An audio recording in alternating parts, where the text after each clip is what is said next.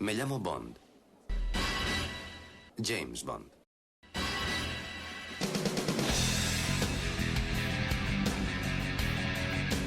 Hola a todos, bienvenidos al podcast temático número 32 de Archivo 007.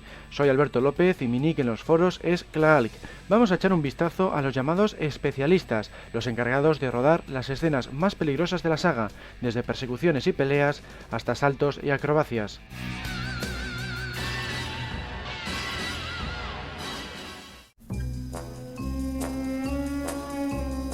Resulta curioso que la primera persona que vemos en la primera película de la serie, Doctor No, de 1962, no es Sean Connery, sino Bob Simmons, uno de sus dobles. Este especialista británico tuvo que filmar el Gun Barrel inicial porque el escocés no estaba disponible en aquel momento. La secuencia se volvería a usar en las dos siguientes entregas, de modo que no sería hasta Operación Trueno cuando se rodó con el propio Connery. Nacido en Fulham, Inglaterra, en 1922, Simmons empezó en el mundo del cine ya de niño, en los años 30. Sus primeros papeles consistían en subirse a árboles o limpiar chimeneas. Sin embargo, en ningún momento le interesó convertirse en actor. Le parecía mucho más interesante dedicarse a las secuencias de riesgo. Sus primeros trabajos de relevancia fueron para Warwick Films, la productora de Irving Allen y Cubby Broccoli. En algunas de estas películas coincidió con Terence Young, quien más tarde dirigiría Doctor No. También conoció a otros futuros miembros de la franquicia de 007, como el guionista Richard Maybaum o al cámara y posterior director de fotografía Ted Moore. Para cuando trabajó en Doctor No en 1962, ya había sido contratado como especialista en 13 películas anteriores. Su principal mérito fue el de establecer el estilo y el nivel de violencia de las peleas.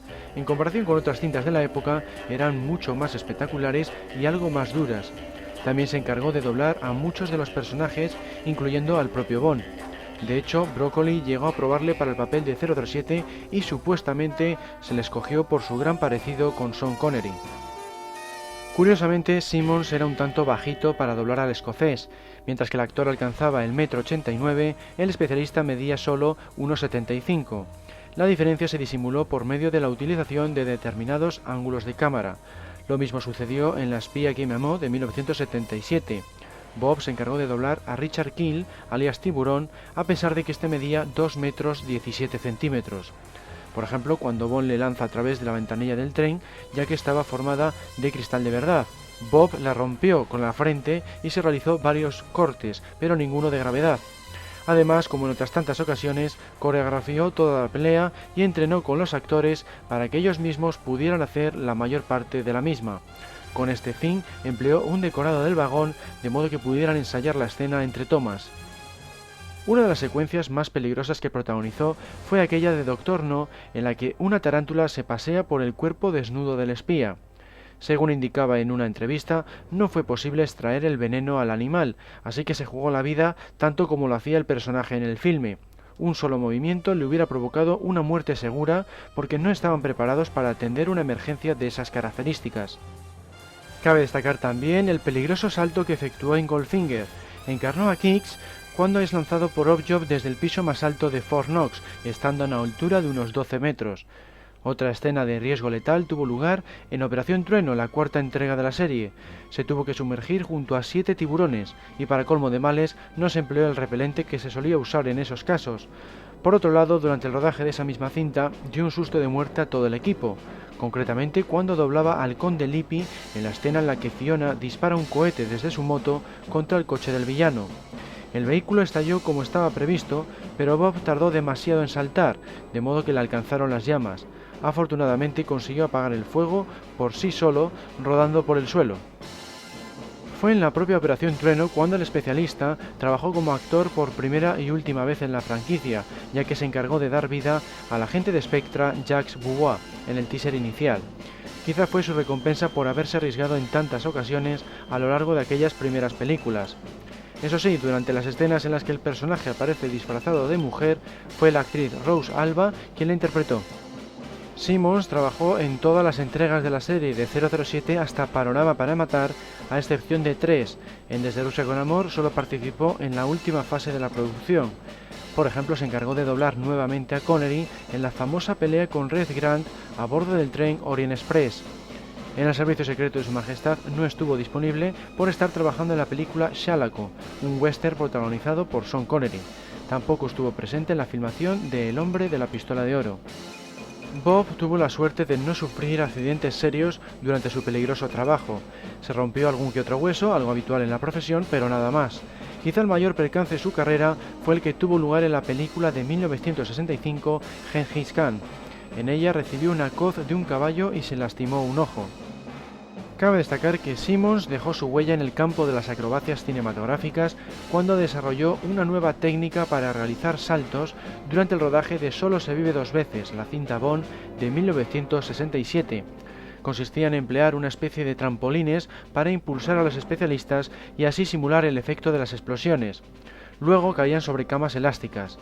Por desgracia, uno de los tipos calculó mal y cayó de cabeza fuera de la cama.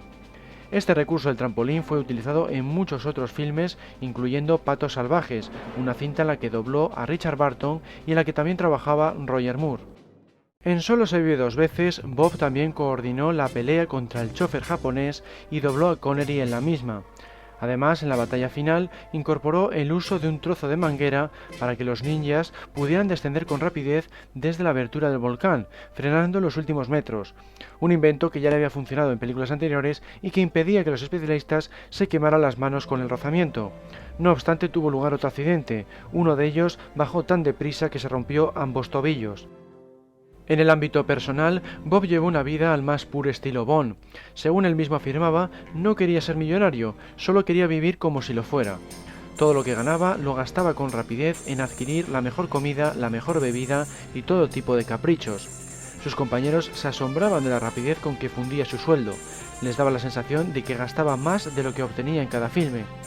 En el aspecto físico, no obstante, se cuidaba mucho porque, según afirmaba, debía estar en plena forma para llevar a cabo su trabajo. Acudía todos los días al gimnasio y montaba a caballo con frecuencia. A partir de Diamantes para la Eternidad de 1971, trabajó principalmente de coordinador de especialistas más que de doble.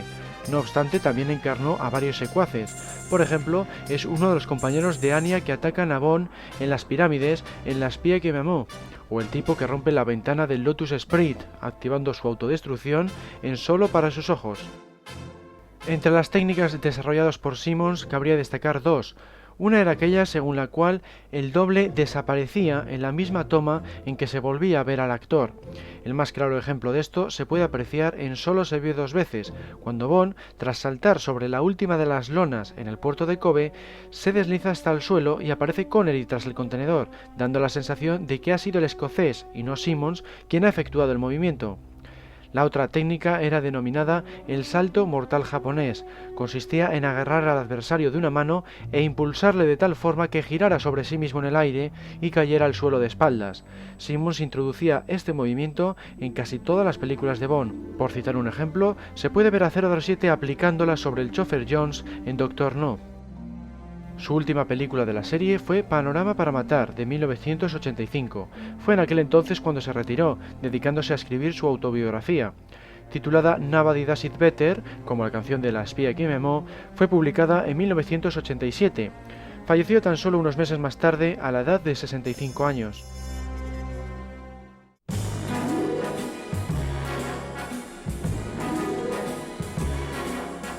Nacido el 6 de diciembre de 1921, George Leach es, junto a Simmons, otro de los grandes especialistas de la primera etapa de la serie. Al igual que aquel, empezó ya en Doctor No y trabajó bien como especialista o bien como coordinador de acrobacias en 10 entregas. Su retiro llegó en 1985 con Panorama para matar, coincidiendo así con la jubilación de Simmons. Su carrera comenzó con Helena de Troya de 1956 y Los cañones de Navarone de 1961. De ahí pasó a Doctor No, donde se encargó de doblar a Joseph Wiseman, el actor que dio vida al villano durante la pelea final contra Bond. Simmons hizo lo propio con Connery durante la misma. Leach faltó en la siguiente película, Desde Rusia con Amor, pero regresó en Goldfinger, donde dobló a Connery, por ejemplo, cuando bucea con el casco en forma de gaviota, y se encargó de muchas de las escenas de conducción. La más espectacular y peligrosa fue aquella en la que el Aston Martin se choca contra una pared. La primera toma salió mal y casi acabó en accidente porque avanzó demasiado después de atravesar el muro. Por otro lado, Leach es el tipo que viste una gabardina antibalas en el laboratorio de Q, siendo la primera vez que se le ve el rostro con claridad. Tras seguir realizando una brillante labor como especialista en Operación Trueno y Solo se vive dos veces, se convirtió en coordinador en Al servicio secreto de Su Majestad, la cinta de 1969. Entre otras cosas, se encargó de preparar a Lazenby para las peleas, incluyendo la del casting, en la que el australiano rompió la nariz de un luchador ruso, el que más tarde encarnaría a Grunter. Supuestamente fue esa prueba la que convenció definitivamente a los productores de apostar sobre Lazenby. Leach también aportó muchas de las ideas vistas en la pantalla, como por ejemplo cuando Bond se desliza por el suelo del helipuerto del Piz Gloria. El truco se consiguió atándole un cordel. El movimiento recibió el aclamo del público durante el estreno. Una de las secuencias más peligrosas en las que participó George tuvo lugar en Diamantes para la Eternidad de 1971. En ella dobló al señor Keith en el desenlace cuando arden llamas en su intento de atacar a Bond con los pinchos de cocina. Aseguró que el mérito es de los encargados de los efectos especiales, pues fueron ellos quienes le dieron los productos químicos necesarios, así como la protección ignífuga. La toma quedó soberbia y, lo más importante, resultó ileso. En La espía que me amó, rodó algunas de las escenas del coche Lotus Esprit, doblando a Roger Moore. De esta forma se convirtió en uno de los pocos que han doblado a 3 actores Bond, Connery, Lazenby y Moore. Leach volvió en Solo para sus ojos, donde entre otras tomas realizó aquella en la que un esbirro de cristatos cae presa de un tiburón. También trabajó en Octopussy y Panorama para matar. En esta última fue el doble de Willoughby Gray, el actor que dio vida al Dr. Morner. Como curiosidad, su hija, Wendy Leach, también se dedicó al negocio de las acrobacias cinematográficas y se acabó casando con Vic Armstrong, otro de los grandes en ese ámbito, como veremos después. La pareja trabajó, por ejemplo, en la película no oficial Nunca digas nunca jamás, donde Wendy dobló a Kim Basinger y Vic hizo lo propio con Connery.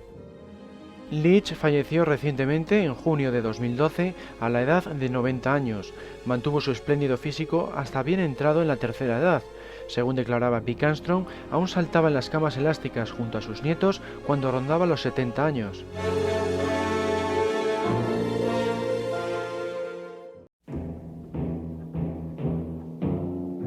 Otro de los habituales en la franquicia Bond es Rocky Taylor. Este actor y especialista británico no es de los más conocidos porque en muchas ocasiones ni siquiera se le menciona en los créditos, pero llegó a doblar incluso a Sean Connery y Roger Moore. Empezó en el mundo del cine con Doctor No y luego trabajó también en Desde Rusia con Amor, Goldfinger, Octopussy o El Mañana Nunca Muere, entre otras. Nacido en 1946, Taylor tiene el honor de ser el especialista británico más veterano, con 40 años a sus espaldas en ese ámbito y 27 como coordinador de especialistas. Cabe destacar que en 1983 dobló a Connery en la película no oficial Nunca digas nunca jamás y a Moore en Octopussy. Rocky Taylor, fuera de la saga de 007, ha trabajado en otras grandes superproducciones tales como Indiana Jones, Titanic o V de Vendetta. Ha colaborado en más de 100 títulos como especialista y otros 40 como actor, todo un logro teniendo en cuenta el riesgo que conlleva este trabajo. Su único accidente de seriedad tuvo lugar durante el rodaje del Justiciero de la Noche, en 1985, una cinta protagonizada por Charles Bronson. Debía saltar de un edificio en llamas justo antes de que estallara, pero la explosión se le adelantó, dejándole atrapado durante 5 largos minutos. Finalmente consiguió liberarse y pudo saltar, pero se rompió la espalda y la pelvis durante la caída, fuera parte de las incontables quemaduras que sufrió. A partir de este filme se dedicó en exclusiva a tareas de coordinación.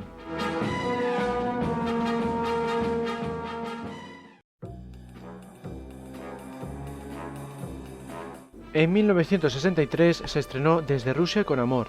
Puesto que Bob Simmons se había comprometido con la película Gengis Khan como director de acción y cuidador de caballos, los productores Bond tuvieron que contratar a un sustituto. El elegido fue Peter Perkins. Simmons únicamente pudo colaborar en el final del rodaje tras haber terminado la otra cinta. Concretamente fue el doble de Connery durante la pelea entre Bond y Red Grant a bordo del tren Orient Express. Otro especialista, Jack Cooper, encarnó al villano, pero solo en las tomas más complicadas. La coreografía, eso sí, corrió a cargo de Perkins, quien, en colaboración con el director Terence Young, obtuvo una de las secuencias de lucha más trepidantes de la franquicia. Es más, la mayoría de la gente, entre la que se incluye el propio Simmons, no duda en catalogarla como la mejor pelea de la serie. La secuencia, aunque constaba de una duración escasa y fue rodada en un decorado de los estudios Pinewood, requirió de 3 semanas de ensayo para los actores y 2 días completos de rodaje, lo que demuestra su cuidada elaboración. El resultado fue magnífico, pero también lo suficientemente violento como para preocupar a algunos de los miembros del equipo. Corría el año 1963 y no era nada habitual en el cine observar un combate de ese realismo y crudeza, por lo que pudo haber caído presa de la censura de la época. Afortunadamente para la audiencia, y como ya ocurriera con aquella otra de Doctor No, en la que Bond acribillaba a tiros al profesor Dent, no ocurrió tal cosa. Perkins también coreografió el enfrentamiento entre Vida y Zora, las giradas interpretadas por Aliza Gur y Martin Westwick. Emplearon 3 semanas trabajando a diario en practicar los movimientos de la que se convertiría en la única pelea cuerpo a cuerpo entre mujeres de toda la franquicia. El otro gran aporte de Perkins a Desde Rusia con Amor fue el hecho de servir de distracción durante el rodaje en Estambul. Cuando el equipo se disponía a filmar en la estación de tren, había 3.500 personas, lo que imposibilitaba la tarea. Entonces Terence Young le pidió a Perkins que se colgara de un balcón cerca del lugar y que pidiera ayuda a gritos. La gente se desplazó allí a verle y el rodaje pudo proceder. Peter Perkins únicamente trabajó en Desde Rusia con Amor dentro de la franquicia de 007, pero su aportación fue soberbia y ayudó a que la película acabara siendo considerada una de las mejores de la saga, así como estableció la base para las sucesivas entregas.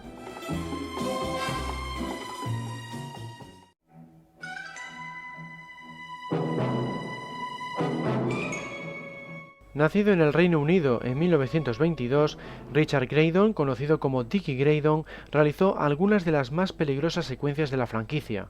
Empezó en Desde Rusia con Amor en 1963 y trabajó por última vez en la saga en Panorama para Matar en 1985. A lo largo de su carrera llegó a participar en 39 películas como especialista y 20 como actor, por lo que se puede afirmar, sin temor a equivocarse, que se trata de uno de los grandes nombres de la franquicia de 007. Debutó en el mundo del cine con Desde Rusia con Amor, a las órdenes de Peter Perkins.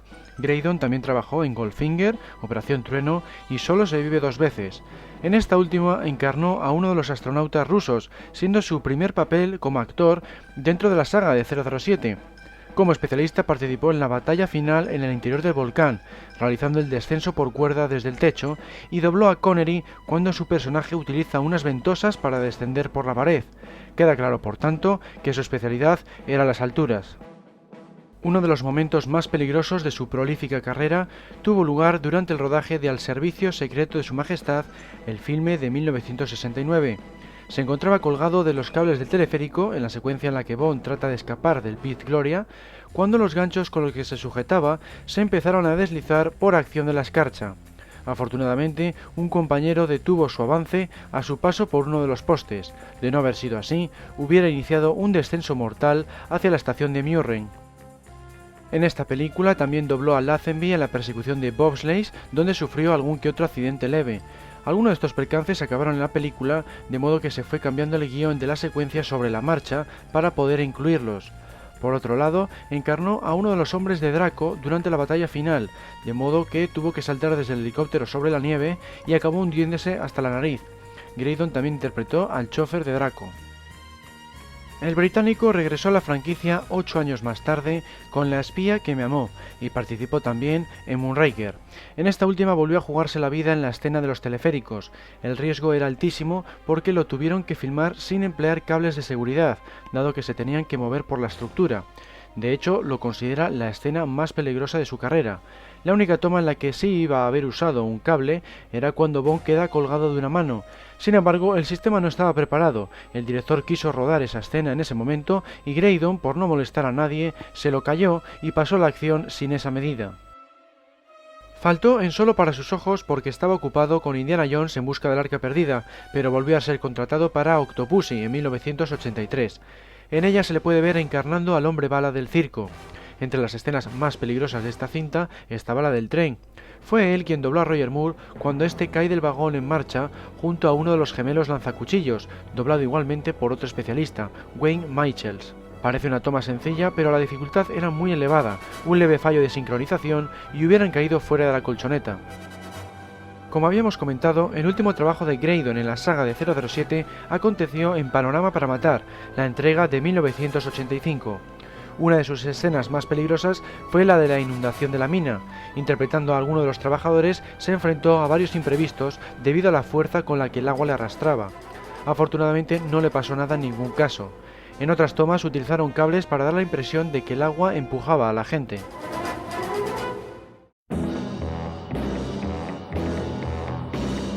Goldfinger supuso el debut cinematográfico para el especialista y actor Tim Condren. Nacido en el Reino Unido en 1926, repitió en varias películas Bond. Concretamente trabajó en Operación Trueno, Solo se vive dos veces, La espía que me amó, Solo para sus ojos y Panorama para matar. Por citar un ejemplo, encarnó a uno de los esbirros que atacan a Bond en la casa de Stacy en Panorama para matar. Su carrera fue prolífica como pocas, fue contratado en 31 películas como actor y en 32 como especialista. Además, muchas de ellas son de sobra conocidas, como la primera entrega de Star Wars, en la que dio vida a un soldado imperial, Superman, Willow o Dentro del laberinto. También trabajó en bastantes series de televisión, como La fuga de Colditch o Doctor Who. Falleció en Londres en 2006 a la edad de 79 años.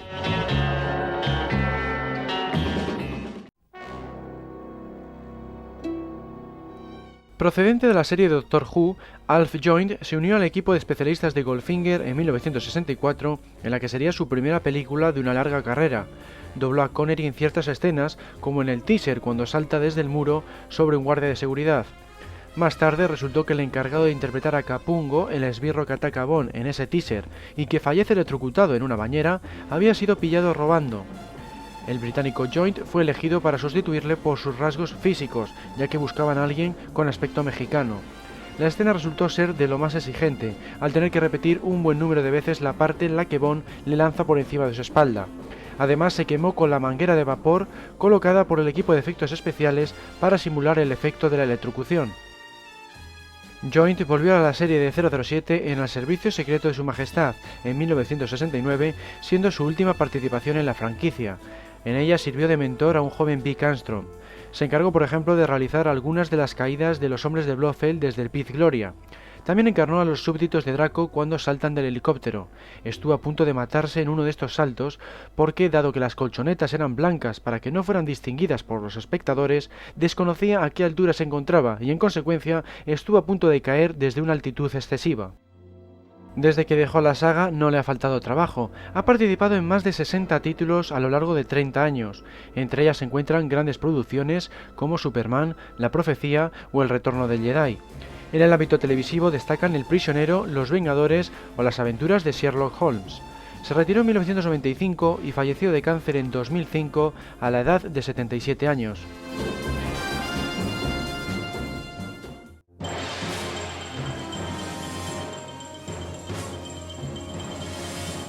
En 1965 se estrenó Operación Trueno. Uno de los iconos de esta entrega es la secuencia en la que Bond emplea un jetpack o mochila propulsora. Se trata de un dispositivo que existió en la realidad, fabricado con motivo de vendérselo al ejército americano. Su peligrosidad y su alto consumo de combustible le acabaron relegando a películas y espectáculos diversos. Por ejemplo, se pudo ver durante las Olimpiadas de 1984, donde el propio Shooter realizó un vuelo durante la ceremonia de inauguración. Bill Shooter era una de las 2 personas de todo el mundo que era capaz de pilotarlo en tiempos de Operación Trueno. Los productores le ficharon para que sobrevolara un castillo francés en un corto vuelo de 21 segundos de duración. Realizó un par de vuelos correctamente, pero con uno de ellos dio un susto a todo el equipo cuando el piloto se inclinó en exceso durante el aterrizaje, tal es así que podía haber caído de cabeza con terribles consecuencias. No extraña, por tanto, que Shooter exigiera llevar casco durante el rodaje. Esto obligó a rodar de nuevo las tomas de Connery, ya que el escocés no se lo había puesto porque a los productores les parecía poco elegante para el personaje. United Artists volvió a hacer uso del jetpack durante la premiere de Nueva York el 21 de diciembre de 1965. Organizaron un vuelo desde la marquesina del cine, pero como no pidieron ningún tipo de permiso o autorización, varios miembros del departamento de publicidad, así como el piloto, fueron arrestados.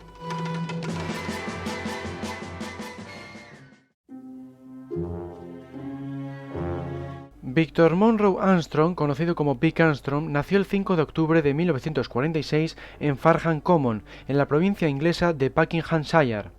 Su padre, Robert Armstrong, era de origen escocés y pertenecía al equipo olímpico de equitación, con el cual llegó a ganar varias competiciones como herrador de los caballos. Fue esta la razón por la que Vic dejó el colegio a los 14 años y se introdujo en ese mundo, llegando a convertirse en un jinete de éxito, aunque solo en categorías amateur, porque su estatura le impedía participar en competiciones profesionales, por tan solo 2 centímetros. Una serie de coincidencias propiciaron que un joven Armstrong se involucrara en el mundo del cine.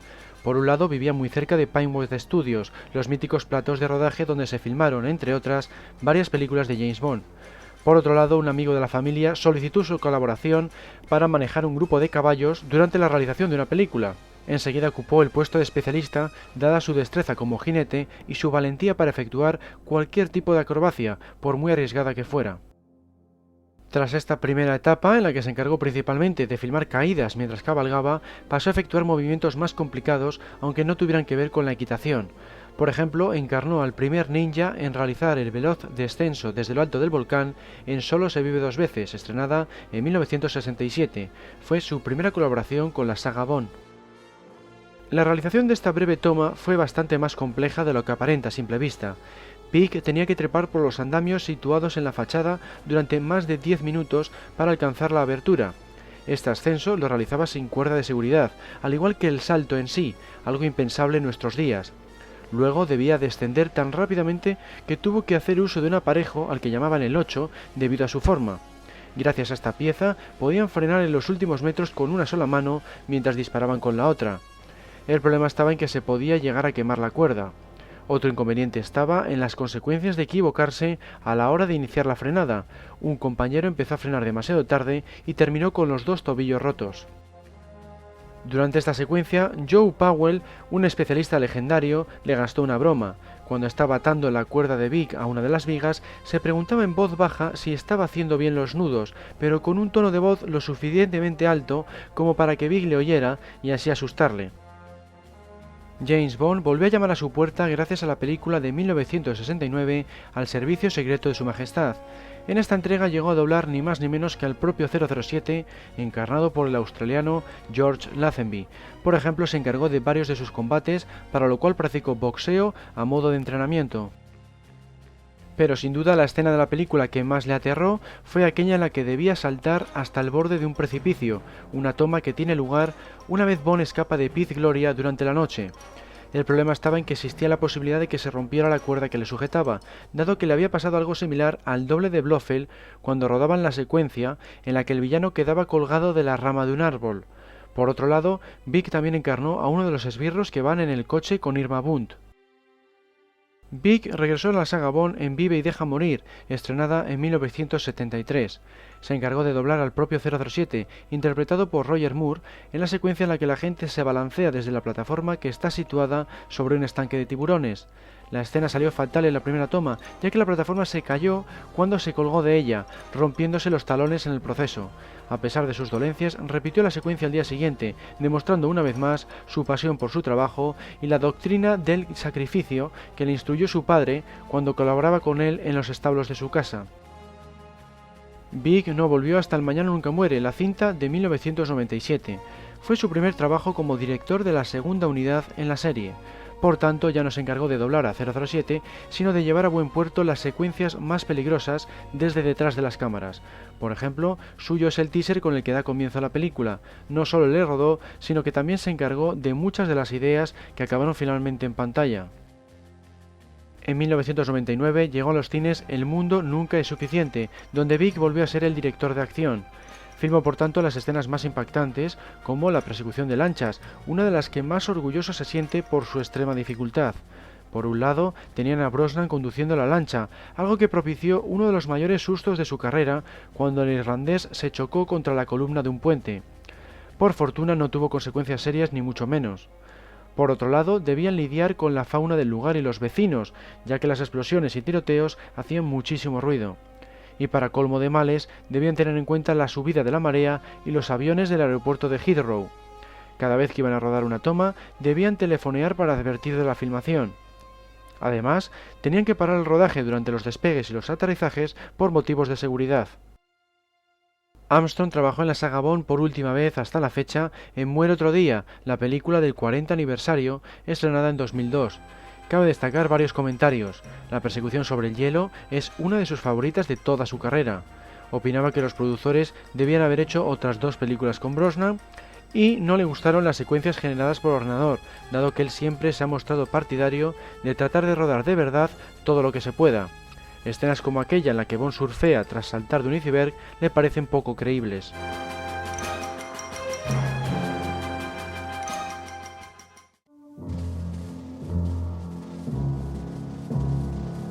Joe Robinson, otro especialista de origen británico, estuvo a punto de hacerse con el papel de Red Grant en Desde Rusia con Amor, pero el elegido fue finalmente Robert Shaw. Así pues, al igual que Vic Armstrong, se acabó iniciando en la saga Bond con Solo se vive 2 veces, en 1967. Robinson fue el encargado de enseñar judo a Sean Connery, así como dobló a Ronald Rich, el actor que daba vida a Hans, durante su pelea contra Bond al final de la película. Más tarde, en 1971, se encargaría de interpretar a Peter Franks, el contrabandista de Diamantes para la Eternidad, por recomendación del propio Connery. El papel le dio cierta fama por la espectacular pelea en el ascensor, una de las mejores de toda la franquicia y aquella que se desarrolla en el espacio más reducido. Connery gastó la broma de decir ¿dónde será la siguiente? ¿En una cabina telefónica? A raíz de esta secuencia, Robinson contaba la anécdota de una ocasión en la que se cruzó con Colin Montgomery, el famoso golfista, en un aeropuerto. No se conocían en absoluto, pero el deportista le reconoció como Peter Franks y así se lo hizo saber. La razón estaba en que Montgomery nunca viajaba sin llevarse algunas películas Bond con él. Otra curiosidad tiene que ver con el peluquín de Connery. Robinson se esmeró tanto durante el rodaje de la pelea que en una de las tomas llegó a arrancárselo. A sus 85 años, Joe Robinson sigue estando considerado el mayor exponente en artes marciales de Gran Bretaña, al poseer el 8º Dan en judo y el 5º en karate. El asunto le viene de familia, puesto que tanto su abuelo como su padre habían sido campeones del mundo de lucha libre. Él mismo, bajo el apodo de Tigre, llegó a ganar el Campeonato Europeo de Peso Ligero en 1952. Una lesión de espalda le impidió continuar con esa carrera, por lo que decidió dedicarse a la industria del entretenimiento y comenzó a estudiar interpretación en la Royal Academy of Dramatic Arts de Londres, el mismo sitio donde aprendieron Roger Moore y Judi Dench, entre otros conocidos actores. Su musculatura le abrió las puertas del cine italiano en los años 60, donde se realizaron incontables producciones catalogadas como de espada y sandalias. En esa época enseñó judo, en conjunto con su hermano Doc, a Honor Blackman, la protagonista de la famosa serie Los Vengadores, y más tarde Pushing Galore en Goldfinger. Juntos publicaron el libro de autodefensa de Honor Blackman, que incluía un buen número de fotografías de los tres. Diamantes para la Eternidad fue su última película. No volvió a aparecer en pantalla hasta 1986, cuando trabajó en un episodio de la serie de televisión Cat's Eyes. Después se retiró y abrió un centro de artes marciales en Brighton. Sin embargo, volvió a aparecer en los titulares en 1998, cuando fue capaz de enfrentarse a 8 atracadores. La banda pretendía robar un autobús en el que Robinson viajaba. A sus 70 años de edad, logró repartir todo tipo de golpes de karate entre 4 de los criminales, rompiendo un brazo a uno de ellos. El resto optó por huir.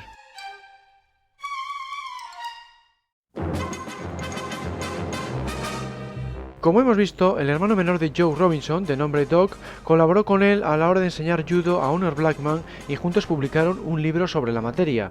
Y es que ambos se habían dedicado a la lucha libre y al esculturismo antes de decantarse por el mundo del cine. Doc había aparecido en Ben-Hur en 1959 y en Jason y los Argonautas en 1963, entre otras producciones, antes de ser especialista en Solo se vive 2 veces. También hizo algunas apariciones en televisión, como en la serie Los Vengadores. Su carrera es mucho más profusa que la de su hermano, con más de 40 películas como actor y otras 40 como especialista o coordinador. Entre las cintas más exitosas se encuentran Indiana Jones y el Templo Maldito, Superman, El Imperio Contraataca o Robin Hood, Príncipe de los Ladrones. En el mundo Bond ha trabajado en Diamantes para la Eternidad, Vive y deja morir, El hombre de la pistola de oro, La espía que me amó, Solo para sus ojos, Panorama para matar y Alta tensión, además de la que ya hemos dicho de Solo se vive 2 veces. En esta última, Doc siempre recuerda la anécdota de ser disparado en el trasero por Vic Armstrong. Los dos se encontraban colgados del techo del plató del volcán, esperando la señal para efectuar el salto, cuando Armstrong por error disparó su arma. Afortunadamente utilizaban munición de fogueo, así que no ocurrió nada. En Panorama para matar dio vida a uno de los esbirros que atacan a Bond en la casa de Stacy. Concretamente, es aquel que recibe un disparo de sal y rueda escaleras abajo. La primera toma salió mal porque se golpeó con la cabeza en el primer escalón. No fue la única caída inesperada. Según declaró, el suelo estaba tan resbaladizo que estaban continuamente cayéndose. Durante esa pelea en la planta baja, debía lanzar al suelo a Tanya Roberts, la actriz que encarnaba a Stacy. En un principio pensó en filmarla ya tirada sobre la superficie, pero no funcionaba, así que le preguntó si le importaba que la tirara al suelo y aceptó. Le sorprendió que acabara haciendo la caída por sí misma, porque normalmente suelen delegar en los dobles. Doc también trabajó en el decorado de la mina de esa misma película. Tuvo que hacer una caída al agua desde un poste eléctrico durante la inundación. Aunque resultó complicado, quedó muy satisfecho de la toma y salió ileso.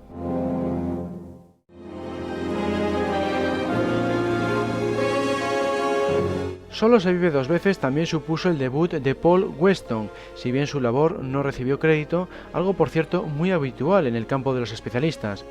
Lo mismo sucedió con Al servicio secreto de su majestad, Vive y deja morir, El hombre de la pistola de oro, La espía que me amó, Moonraker, Solo para sus ojos y Octopussy. No fue hasta Alta tensión cuando se indicaba su puesto como coordinador de especialistas, una labor que volvió a desempeñar en Licencia para matar, en la que sería su última colaboración con la serie. Paul Weston es, junto a Vic Armstrong, otro de los grandes nombres en la industria de los especialistas. De hecho, solía trabajar en el mismo equipo de este último. El primer papel relevante de Weston en la franquicia Bond llegó con Moonraker en 1979, ya que dobló a Richard Kiel, alias Tiburón, en algunas secuencias.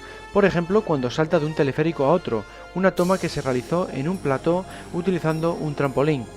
La acción se consiguió en el primer intento, y eso que la distancia era de 5 metros, pero acabó golpeándose los dedos de los pies contra la cabina, lo que le produjo una lesión leve. En Octopussy de 1983, Weston se encargó de algunas tomas del tren.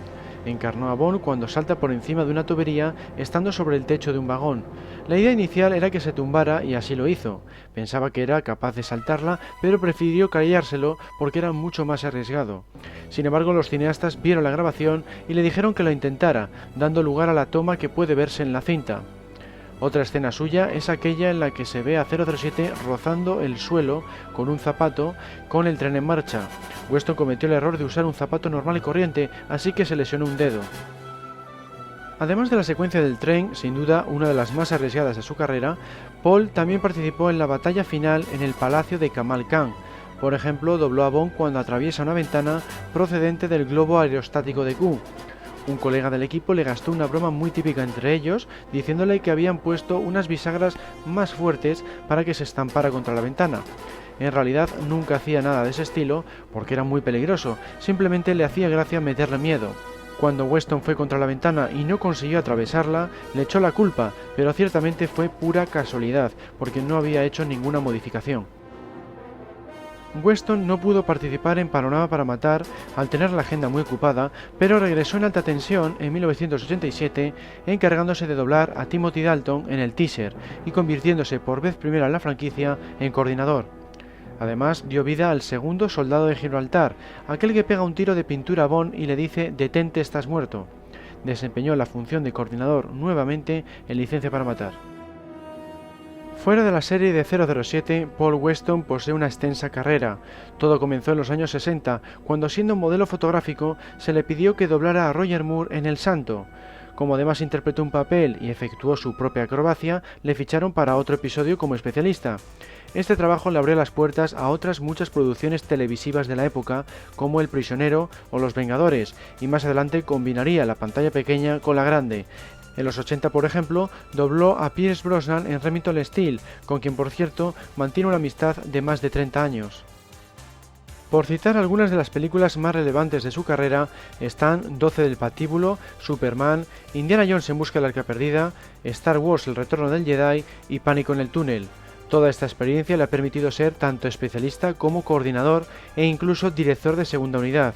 Por si fuera poco, en los últimos años se ha decantado por la composición de canciones y musicales en Los Ángeles. Sus últimos trabajos hasta la fecha han sido en la serie televisiva D.C. Banks y en el nuevo filme de 007 Skyfall, en el que ha vuelto a efectuar acrobacias.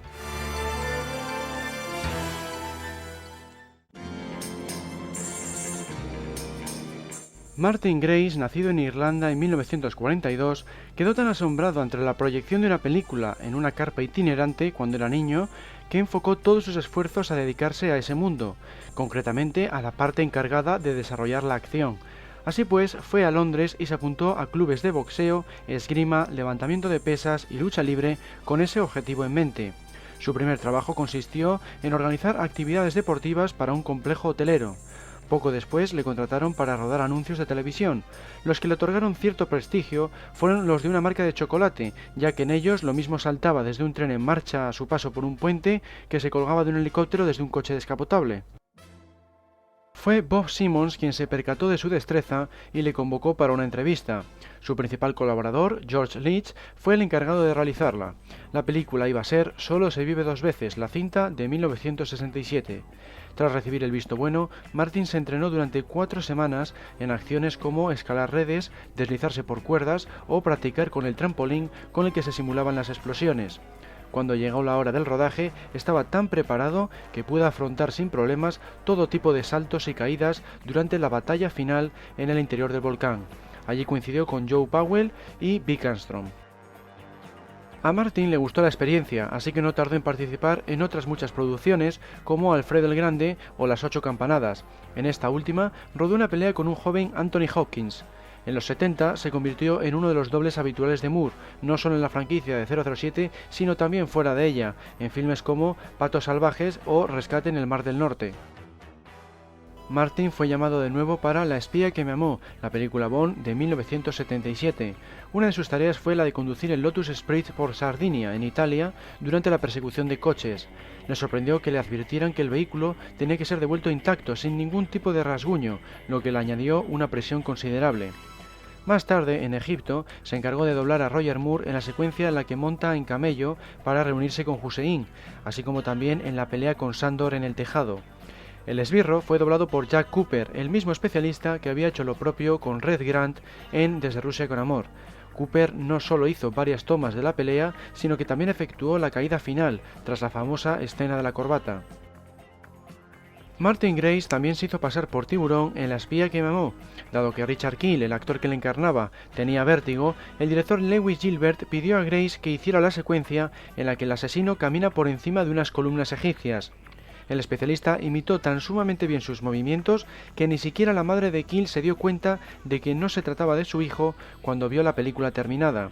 Por si fuera poco, Grace también participó en la batalla final en el interior del superpetrolero Liparus. Por ejemplo, encarnó a Bond cuando se cuelga de la esfera de vigilancia. Con tan magnífica labor, no es de extrañar que los productores siguieran llamando a Martin durante la etapa de Roger Moore. En la siguiente película, Moonraker, de 1979, participó en las escenas de ingravidez y dobló a Tiburón en la parte del teleférico. Bob Simmons se encargó de la coreografía y Richard Graydon dobló a Moore en esas tomas. Tras practicar a ras de suelo, tuvieron que repetir los movimientos a casi 600 metros de altura. Grace aseguraba que le daba la sensación de estar en una mesa de billar debido al efecto de la altitud. El riesgo era muy elevado porque al tener que moverse por toda la superficie no podían usar ningún tipo de cable de seguridad. Se aseguraban de estar siempre en contacto con algún elemento de la estructura. Martin también participó en otras 3 escenas más, la de la ambulancia, aquella otra en la que Bond monta a caballo y la de la cascada. Afirmó que Brasil era su localización favorita de todas las entregas de 007.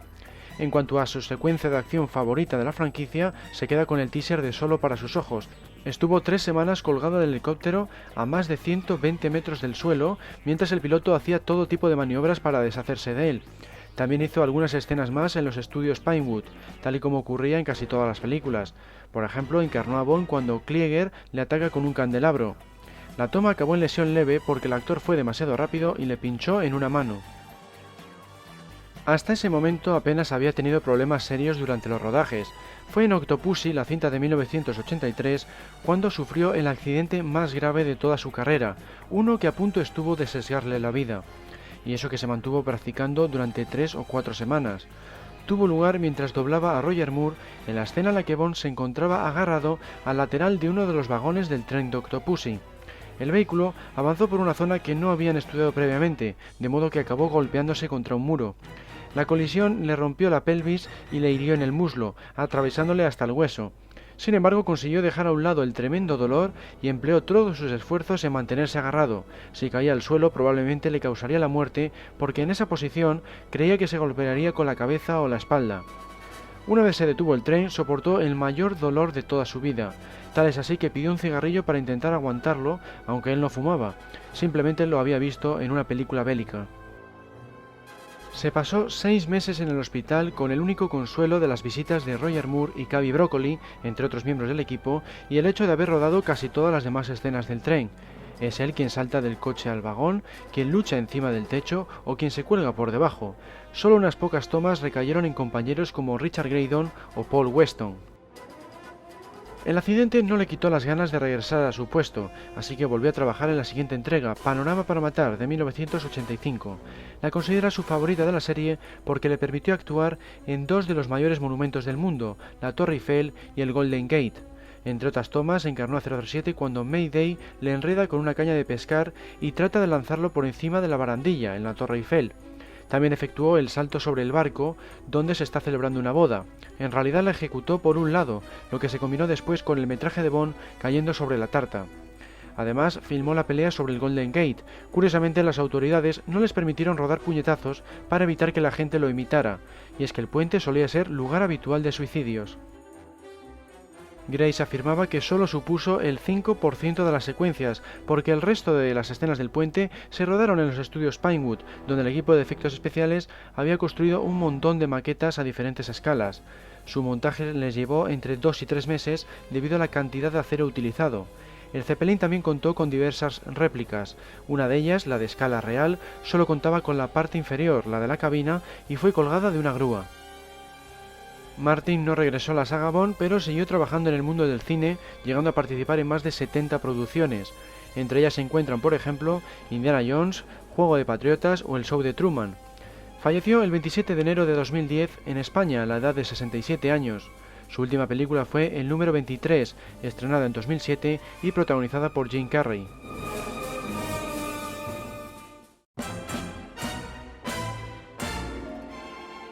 Son muchas las personas que trabajaron en las espectaculares secuencias de esquí de Al Servicio Secreto de Su Majestad, la entrega de 1969, pero la más destacable de todas es sin lugar a dudas Willy Wagner Jr. Esquiador olímpico en 1960, el alemán tuvo la brillante idea de ponerse la cámara entre las piernas y rodar las persecuciones esquiando de espaldas.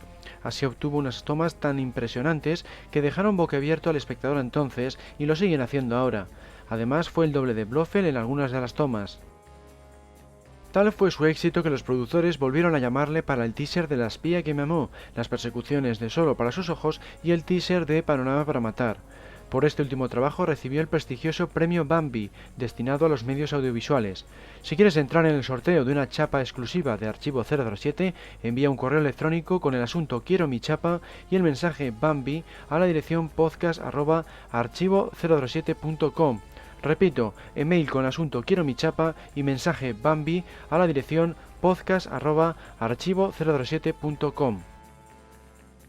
Wagner no solo se dedicó a la filmación de este tipo de secuencias, sino que además en los 70 creó su propia marca de ropa deportiva. De esta forma proporcionó el equipamiento necesario a las películas Bond, así como a muchos esquiadores de élite. En los 80 creó su primera línea de gafas de sol, presentó su propio programa de televisión e inició una gama de cosméticos. Por si fuera poco, ha rodado impresionantes metrajes para los cines IMAX. Todos estos negocios siguen en marcha actualmente y por eso ha recibido el Lazo de Seda Dorado, un premio alemán por su éxito empresarial. En Solo para sus ojos, Wagner volvió a hacer uso de sus famosos esquís curvados por ambos lados, para poder deslizarse tanto de frente como de espaldas mientras cargaba con la cámara entre sus piernas. Además, se tuvo que atar a un bobsleigh para poder rodar esa parte de la persecución por la nieve en la que los personajes recorren uno de los circuitos de hielo. De las motos con neumáticos de clavos se encargó el gran Remy Julien. La escena costó un par de brazos rotos y el único accidente mortal de toda la saga, el del especialista italiano de 23 años, Paolo Riglioni. En 1985, Wagner realizó su última participación en la franquicia con el fantástico teaser con el que comienza Panorama para matar. Aunque ambientado en Siberia, en realidad una parte se rodó en Suiza y en un lago lleno de icebergs de Islandia, un lugar, por cierto, que acabaría siendo usado nuevamente en Muere otro día. El equipo corrió un gran riesgo porque los icebergs podían girar 180 grados en cualquier momento. Es más, llegó a suceder un par de veces, lo que les obligó a huir de la zona a todo correr. Afortunadamente, solo perdieron material, nunca integrantes. Bogner no llegó a ir a Islandia porque solo se encargó de la parte rodada en Suiza, pero aún así corrió sus riesgos porque también se trataba de una localización ciertamente peligrosa.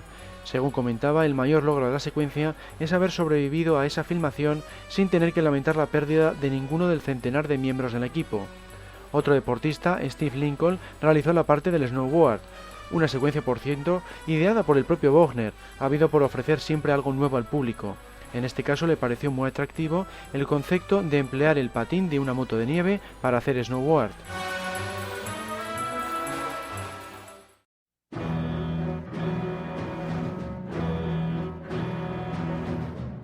Aunque solo ha trabajado en 2 películas Bond, Rick Sylvester siempre merece una mención en un reportaje sobre los especialistas por la espectacularidad de sus participaciones. En 1977, este americano dobló a Roger Moore, a pesar de la notable diferencia de estatura, en el impresionante salto de esquí con que da comienzo La espía que me amó. La caída de 914 metros fue acompañada por el paracaídas con la bandera del Reino Unido, un momento que produjo el aplauso del público a su paso por los cines. La idea de la secuencia se le ocurrió al productor Michael G. Wilson cuando vio a Rick haciendo algo similar en una fotografía para un anuncio. En realidad se trataba de un fotomontaje, por lo que el salto se hizo por vez primera para la película. El riesgo del mismo quedó patente cuando uno de los esquís rebotó sobre el paracaídas. Si llega a haberle rasgado, le hubiera provocado la muerte porque no había tiempo para desplegar el paracaídas de emergencia. Rick estaba convencido de que podía hacerlo de verdad. Sin embargo, cuando pasaron varios días sin que el equipo lo hubiera filmado, el productor Cavi Broccoli se empezó a preocupar. Llamó a Rick y le dijo que si no lo veía claro, era mejor dejarlo, ya que la escena era muy peligrosa. Rick, sin embargo, seguía estando tan seguro de sí mismo como el primer día.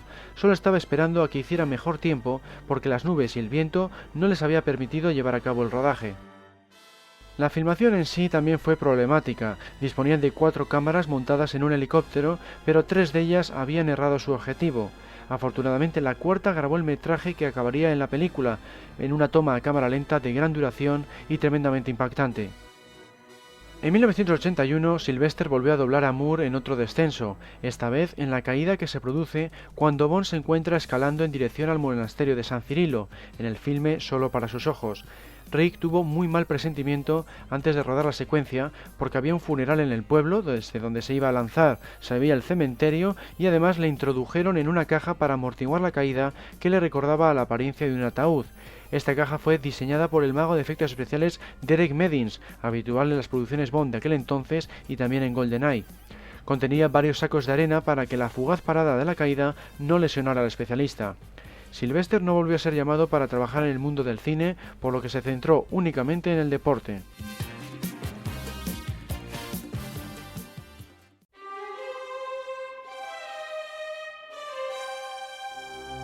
En 1979 se estrenó Moonraker, supuso el debut del equipo formado por B.J. Worth y Jake Lombard, campeones del mundo de paracaidismo. Suyo es el mérito del teaser de esta entrega, en el que Worth dobló al piloto y a Tiburón y Lombard hizo lo propio con Bond, mientras los personajes caen en picado desde un avión. El primer problema que planteaba la secuencia era la propia cámara. Dado que eran muy pesadas en aquella época, podría lastimar el cuello del operador en el momento en que se abriese su paracaídas. Para solucionarlo, el productor Michael G. Wilson obtuvo una lente especial mucho más ligera al ser de plástico en vez de vidrio. Además, se construyó una cámara a partir de titanio específicamente para rodar la escena. Aún así, el operador tuvo que atar su paracaídas para que desplegara más lentamente y la sacudida fuera menor. Otra dificultad en el caso de 007 residía en tener que ocultar los paracaídas bajo la ropa, tal y como exigía el guión. Por si fuera poco, había que coordinar la pelea, lo que conllevó que se necesitara de 88 saltos y 5 semanas de trabajo para conformar un metraje de tan solo 2 minutos de duración. En 1983 volvieron a la carga con Octopussy. Jack Lombard volvió a encarnar a Bond, mientras que B.J. Worth hizo de Govinda en la secuencia en la que ambos se enfrentan sobre el techo de una avioneta. Una vez más tuvieron que ingeniárselas porque no tenía muy claro qué se pudiera hacer. En primer lugar, colocaron asas sobre la carrocería, pintándolas del mismo color para que pareciera que se estaban agarrando al vehículo en sí. En segundo lugar, volvieron a ocultar los paracaídas bajo sus ropas, algo que psicológicamente es demoledor incluso para profesionales de la materia como ellos. Lo mismo les volvió a ocurrir en la trepidante secuencia de alta tensión, en la que 007 y Necros luchan sobre una red llena de paquetes que queda colgando en pleno vuelo. Esta vez tuvieron que hacer uso de los paracaídas por seguridad. El problema se presentó cuando la red empezó a quedarse vacía. Su movimiento se volvió tan amplio que Worf, en el papel de Bond, a punto estuvo de golpearse contra la cola del avión. Así pues, se vio obligado a saltar, pero la toma encajó después con la rodada en el decorado del avión. No fue la única vez que tuvo que hacerlo por motivos de seguridad. Hubo algún otro caso más en el que otro miembro del equipo tenía que saltar detrás de él por si tuviera algún problema con el paracaídas, al estar oculto bajo la ropa. Worf comentaba que la fuerza del viento era tan exagerada que le tenían que ayudar a otros miembros del equipo para que pudiera introducirse de nuevo en el avión. La señal para que procedieran a recogerle era simplemente abrir la boca. B.J. Worth también efectuó el salto que realiza Mayday desde la Torre Eiffel en Panorama para Matar de 1985. Para evitar golpearse contra la base del monumento, tuvo que hacer uso de una rampa. El otro peligro residía en la escasa altura con la que contaba, que impedía el uso de un segundo paracaídas, y la petición del productor Cubby Broccoli de que aguantara sin abrir el paracaídas al menos 3 segundos. Worth superó todos estos obstáculos y se consiguió la toma al primer intento. En el éxito contribuyó el productor Michael G. Wilson, ya que le indicó, tras una serie de cálculos de integrales, que debía abrir el paracaídas a los 3 segundos y medio como muy tarde. A esto hay que añadir el permiso de rodaje, cosechado gracias a la colaboración de un productor francés que supo convencer a las más de 30 autoridades diferentes que asistieron a la reunión, como la Fuerza Aérea o la Policía Local. Las matemáticas de Wilson fueron de suma importancia para demostrarles que estaban preparados. El problema vino después, cuando 2 paracaidistas se lanzaron desde la torre sin permiso. Los productores tuvieron que volver a lidiar con las autoridades para que no les prohibieran la filmación. Se escudaron en que no pertenecían a su equipo. Más tarde, cuando ya se había rodado el salto de Worth, los 2 compañeros que habían entrenado con él para hacer 2 tomas suplementarias, molestos porque Cubby había tomado la decisión de dar por buena la toma de BJ, se lanzaron sin permiso de madrugada, ante la atónita mirada del director John Glenn, que se preparaba para rodar más secuencias en la zona. De nuevo tuvieron que negociar con el alcalde para que les permitiera continuar. La Gracia a punto estuvo de suspender la filmación en la ciudad. B.J. Worth realizó otros 6 o 7 saltos sobre el barco que navega por el río Sena, ahora desde un helicóptero. La razón de tantos intentos estaba en que en las primeras veces no logró aterrizar con la elegancia necesaria. Además, se requerían de varios ángulos para completar la escena con los gestos de Bond observando el vuelo de la villana. Por último, terminada la película, Worth se encargó de realizar un salto más, esta vez en San Francisco, con motivo de la premiere de la película en tal ciudad.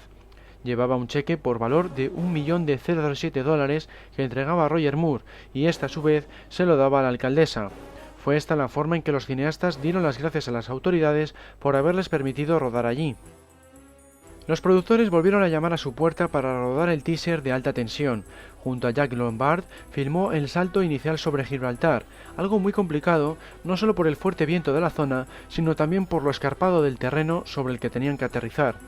También rodó en 2 ocasiones la toma en la que Bond abandona el jeep con su paracaídas de emergencia, pero se acabó descartando porque no quedaba bien. Se filmó sobre el desierto de Mojave.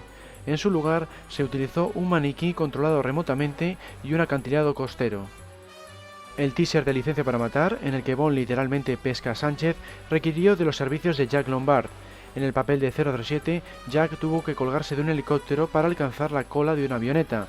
Tuvo que tener en cuenta de no agarrarse demasiado tiempo al vehículo porque su peso podía desestabilizarle. Por otro lado, los primeros planos de Dalton se rodaron a nivel de suelo, para preocupación de Cubby Broccoli, que tenía miedo de que la estrella se hiriera y con ello se detuviera el rodaje. B.J. Worth y Jack Lombard rodaron también la parte en la que Bond roba un hidroavión en pleno vuelo.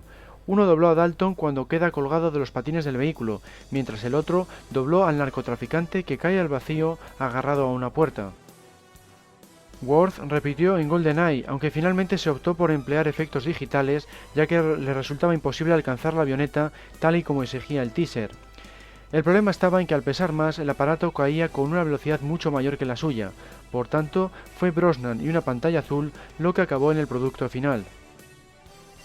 En El mañana nunca muere, Worf realizó el salto Halo, es decir, aquel que efectúa Bond para sumergirse en aguas chinas sin ser detectado por el radar, abriendo el paracaídas a escasos metros del mar.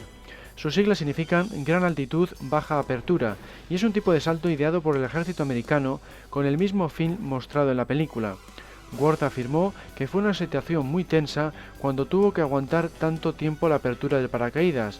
Le daba la sensación de que estaba tan solo 30 metros del agua, aunque en realidad estuviera a 300. El salto lo efectuó desde un helicóptero a una altitud de 700 metros. Tuvo que repetirlo 80 veces para obtener todas las tomas necesarias. Fue su última colaboración con la franquicia. Fuera de la saga Bond, B.J. Worf ha participado en algunas superproducciones más, como Triple X, Elegidos para la Gloria o Space Cowboys, pero sin llegar a ser una carrera demasiado extensa. Sí lo es, sin embargo, la de Jack Lombard, participante en más de 60 títulos. Entre ellos se encuentran X-Men, Misión Imposible 2 o La Máscara del Zorro.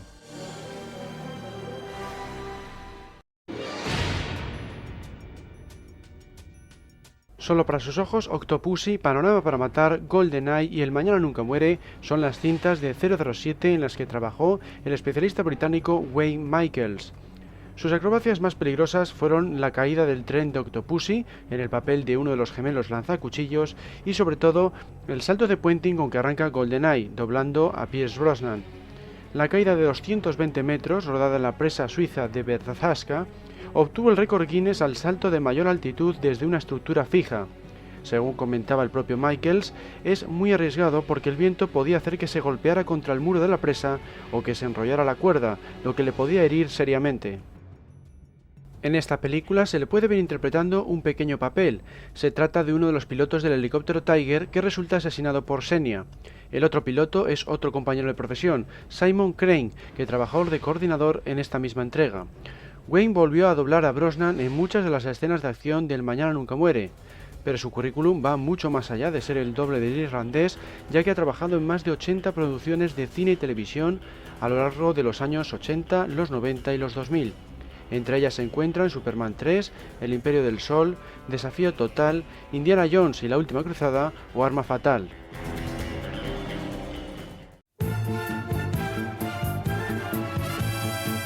El mejor especialista en el ámbito de los vehículos es Remy Julien, por lo que los productores Bond no dudaron en contratarle para las trepidantes persecuciones de Solo para sus ojos de 1981, así como en las 5 cintas siguientes. Este piloto francés, nacido en 1930, fue campeón de rallycross y motocross en los años 50 antes de pasar a dedicarse al mundo del cine. Ha trabajado en más de 1400 filmes y se caracteriza por diseñar persecuciones realistas, de alta velocidad y sumamente destructivas. Fuera del mundo del cine ha colaborado en anuncios de Renault y Citroën, ha coordinado un espectáculo del Parque Disney de París y ha abierto una escuela en Francia para proporcionar pilotos y mecánicos al ámbito de los especialistas. Por si fuera poco, sus hijos, Dominique y Michel, también se han dedicado al mismo negocio y con gran éxito. Dominique, por ejemplo, dobló a Xenia conduciendo el Ferrari rojo durante la carrera de GoldenEye. Remy se ha tenido que enfrentar a 2 graves accidentes a lo largo de su carrera. En Solo para sus ojos, el especialista Paolo Rigioni falleció durante la persecución del bobsleigh a la edad de 23 años. Se trata de la única vez en que un miembro del equipo Bond ha perdido la vida durante uno de los rodajes. En 1999, una acrobacia de Taxi 2 salió mal y acabó con la vida de un cámara e hirió de gravedad a su asistente. Este último percance conllevó un juicio en el que Remy declaraba que la compañía había escatimado en gastos en temas de seguridad y que ni siquiera le permitió realizar una prueba de la peligrosa escena. La empresa, por su parte, denunciaba que el francés no había tomado las medidas de seguridad necesarias.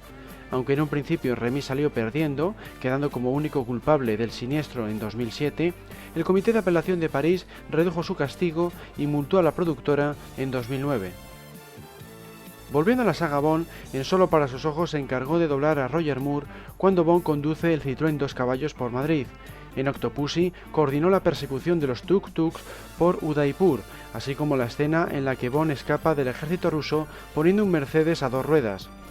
Curiosamente, la parte en la que la gente conduce el vehículo por las vías del tren pudo realizarla el propio Roger Moore gracias al buen hacer del equipo de efectos especiales. La persecución por París de Panorama para matar de 1985 también es obra de Remy. Aparte de conducir el Renault 11, se le ocurrieron muchas de las ideas de la escena, como cuando Bond decide saltar por encima del techo de un autobús.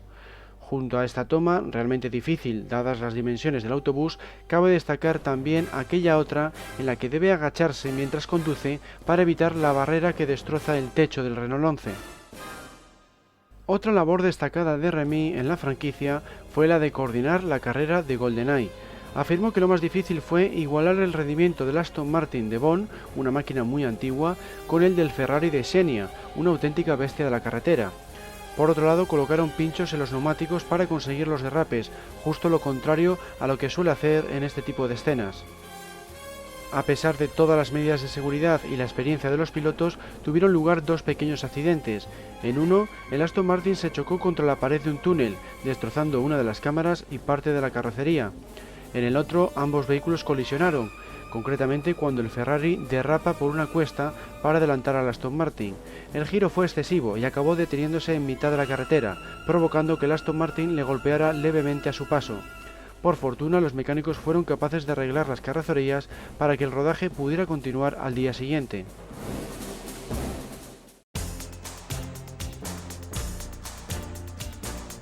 El especialista británico Simon Crane debutó en la serie televisiva Z-Cars en 1973, pero su primera película Bond no llegaría hasta 1985 con el rodaje de Panorama para matar. No obstante, su primera participación de relevancia tuvo lugar en Alta tensión en 1987.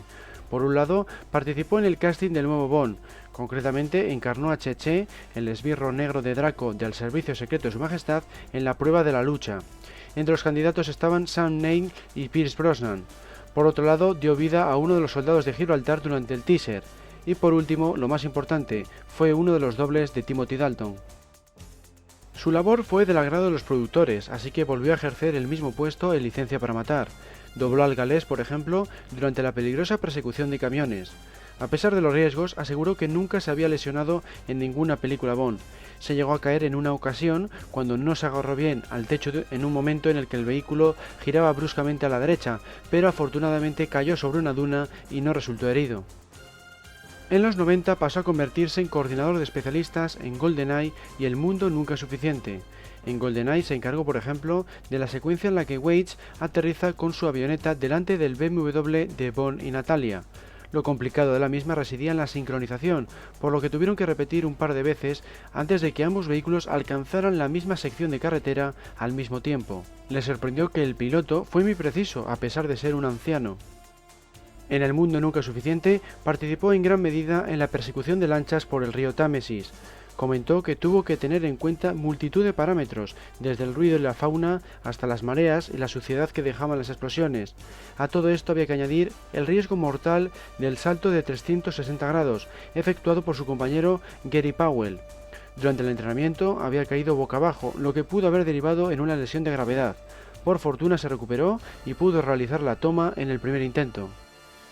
Esta fue su última película de 007, pero su carrera abarca muchas más franquicias y géneros, tales como Tomb Raider, Titanic o X-Men. En la actualidad prepara su primera cinta como director, Echelon, sobre un agente de las SAS británicas.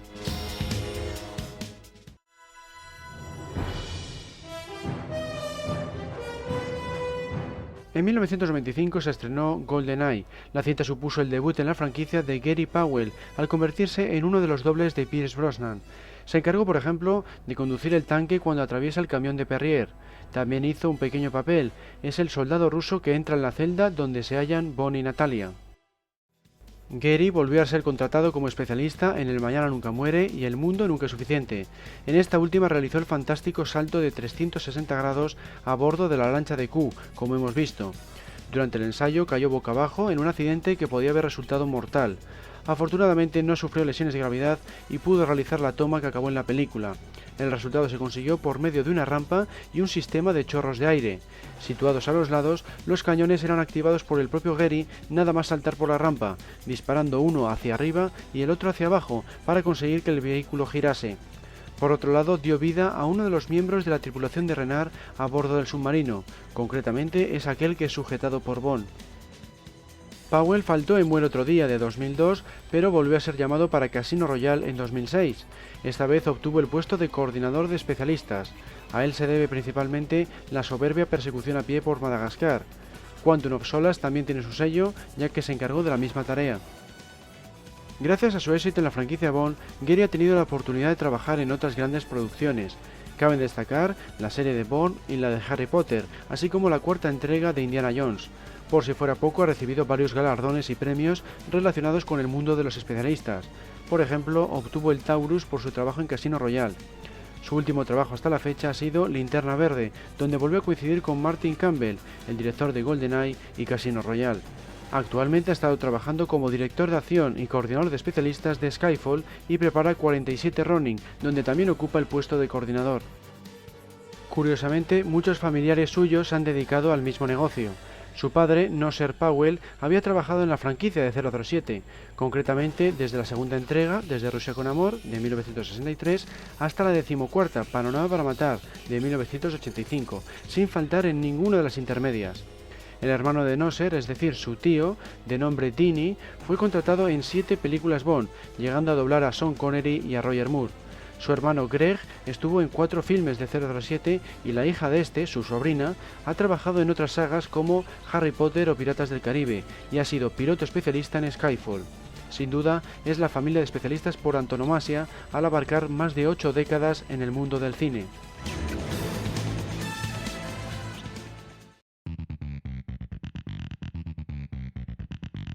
Para finalizar este programa, mencionaré algunos especialistas más, pero de una manera más breve. Bill Cummings es uno de los más prolíficos dentro de la franquicia al haber participado en un total de 11 películas consecutivas, desde Doctor No hasta Solo para sus ojos. Su acrobacia más destacable tuvo lugar en Operación Trueno, cuando en el papel de Kist tuvo que saltar sobre un tiburón. La secuencia era tan peligrosa que exigió 250 libras extras por realizarla. Jack Cooper no solo trabajó en 6 películas, sino que además dobló a algunos de los personajes más relevantes. Por ejemplo, hizo de Red Grant en Desde Rusia con Amor o de Sandor en La espía que me amó. Leslie Crawford fue el doble principal de Roger Moore en Vive y deja morir y El hombre de la pistola de oro. En las entregas siguientes, como hemos visto, se encargó Martin Grace. Otra familia, la de los hermanos Joe y Eddie Powell, también colaboró ampliamente en la serie. Entre otros trabajos, Joe dobló a Blofeld en la peligrosa secuencia del bobsleigh de Al servicio secreto de su majestad, y Eddie se encargó de sustituir a Christopher Lee, alias Scaramanga, en El hombre de la pistola de oro. Jerry Como fue el encargado de pilotar las lanchas de Vive y deja morir, así como enseñó a Roger Moore a manejarlas. Suyo es el salto por encima del puente. Alcanzó los 33 metros de longitud, un récord Guinness en este vehículo. La marca se mantuvo en pie durante 3 años. Ray DeHaan fue de los especialistas más relevantes en el ámbito de los vehículos en las 4 películas de Pierce Brosnan. Por ejemplo, se encargó de conducir la moto del teaser de GoldenEye. Eso sí, el salto lo efectuó otro especialista, Jacques Thu Manuit. En la saga Bond, como no podía ser de otra forma, también ha habido mujeres especialistas. Una de las más destacables es Dorothy Ford, integrante de 5 entregas. Fue la doble, por ejemplo, de Barbara Bach, Anya en La espía que me amó, y de Lois Childs, alias Holly en Moonraker. Su escena más peligrosa fue aquella en la que debía estar en el techo de uno de los teleféricos. Wendy Leach, la esposa de Vic Armstrong, trabajó en Solo para sus ojos, El mañana nunca muere y El mundo nunca es suficiente. Entre otras tareas, fue la doble de Michelle Yeoh, alias Wei Ling, en las secuencias de la moto y del salto del cartel.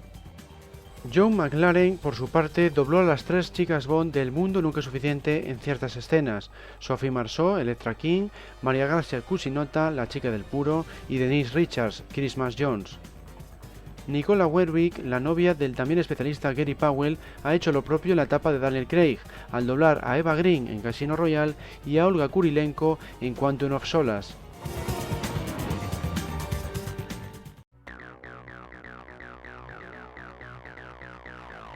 Llegamos al final del programa. Espero que sirva como homenaje a los protagonistas, especialmente al fallecido Paolo Rigon, el único que perdió la vida en la realización de estas películas.